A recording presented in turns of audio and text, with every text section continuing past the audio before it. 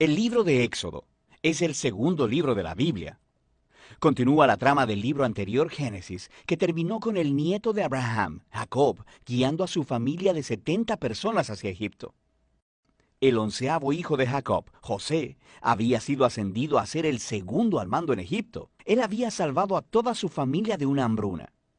Faraón, el rey de Egipto, le ofreció a su familia que vinieran a vivir allá como un refugio seguro. Tiempo después, Jacob muere en Egipto y también José y todos sus hermanos. Pasan alrededor de 400 años y la historia del Éxodo comienza. Ese nombre se refiere al evento que ocurre en la primera mitad del libro, el Éxodo de Israel desde Egipto. El libro tiene una segunda mitad que tiene lugar al pie del monte Sinaí. En este video solo enfocaremos la primera mitad, donde siglos han pasado. Israel fue fecundo, se multiplicó y llenó la tierra. Esta frase es un eco intencional de la bendición que Dios le dio a toda la humanidad en el jardín del Edén. Nos recuerda de la gran historia bíblica hasta ahora. La humanidad perdió la bendición de Dios por su pecado y rebelión. Así que Dios escogió a la familia de Abraham como el medio a través del cual restauraría su bendición para todo el mundo. Pero el nuevo faraón no ve a Israel como una bendición. De hecho, él piensa que este grupo creciente de inmigrantes israelitas es una amenaza para su poder. Igual que en Génesis, la humanidad se rebela contra la bendición de Dios. Aquí, Faraón intenta destruir la fuente de bendición de Dios, los israelitas.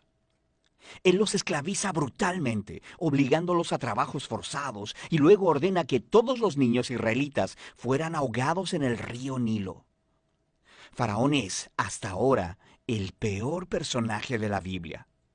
Su reino ejemplifica la rebelión de la humanidad contra Dios. Faraón ha redefinido el bien y el mal de acuerdo a sus propios intereses, que aún el asesinato de niños inocentes se ha convertido en algo bueno para él. Ahora Israel clama por auxilio contra esta nueva Babilonia, y Dios responde. En primer lugar, Dios da vuelta a la maldad de Faraón, cuando una madre israelita lanza a su hijo al río Nilo, pero en una cesta. Él flota sin peligro hasta donde está la propia familia de Faraón. Él es llamado Moisés, y crece hasta convertirse en el hombre que Dios usará para vencer la maldad de Faraón. En la famosa historia de la zarza ardiente, Dios se le aparece a Moisés y le manda ir delante de Faraón y ordenarle que libere a los israelitas. Dios dice que él sabe que Faraón se resistirá, así que traerá su juicio sobre Egipto en forma de plagas. Luego, Dios también dice que él endurecerá el corazón de Faraón. Entonces, se nos presenta la siguiente parte importante de la historia, la confrontación entre Dios y Faraón. ¿Qué significa eso que Dios dice que Él endurecerá el corazón de Faraón? Es muy importante que leamos esta sección de la narración muy cuidadosamente y en secuencia. En el primer encuentro entre Moisés y Faraón, simplemente se nos dice que el corazón de Faraón se endureció. No hay implicación de que Dios hizo algo. En respuesta, Dios envía las primeras 5 plagas, cada una confrontando a Faraón y a uno de sus dioses egipcios.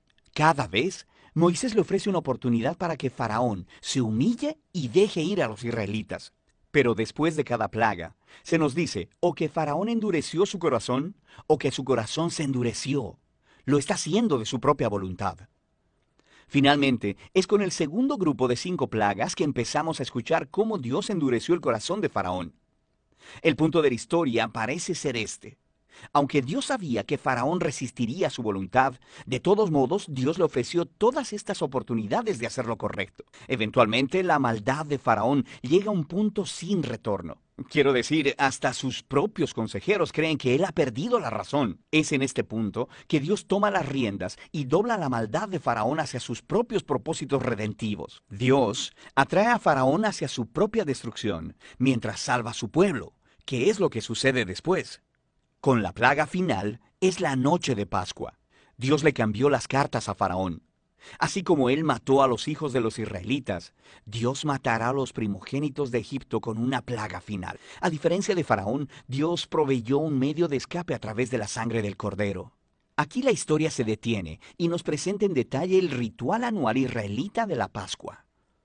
En la noche anterior a la salida de Israel de Egipto, sacrificaron un cordero joven y sin mancha, y pintaron con su sangre los dinteles de las puertas de sus casas. Cuando la plaga divina vino sobre Egipto, las casas cubiertas con la sangre del cordero fueron pasadas por alto, y el hijo primogénito fue librado. Así que cada año después de eso, los israelitas recrean esa noche para recordar y celebrar la justicia y la misericordia de Dios.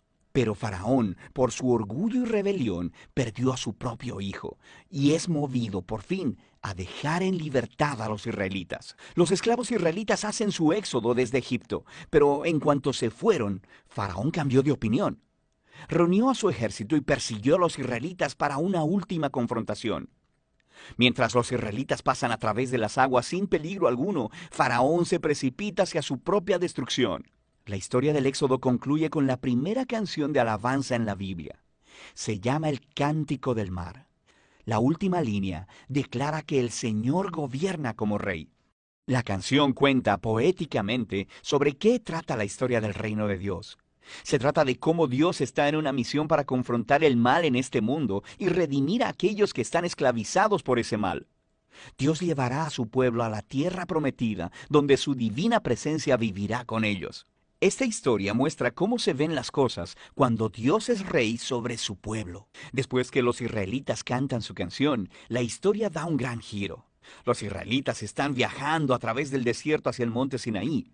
Tienen hambre, están sedientos y empiezan a criticar a Moisés y a Dios hasta por haberlos rescatado. Ellos dicen que extrañan los buenos tiempos en Egipto. Es una locura. Dios, en su misericordia, provee a Israel alimento y agua en el desierto. Pero estas historias oscurecen el panorama. Nos comenzamos a preguntar, ¿podría ser que el corazón de Israel sea tan duro como el de Faraón? Ya lo veremos. Por ahora, esa es la primera mitad del libro de Éxodo.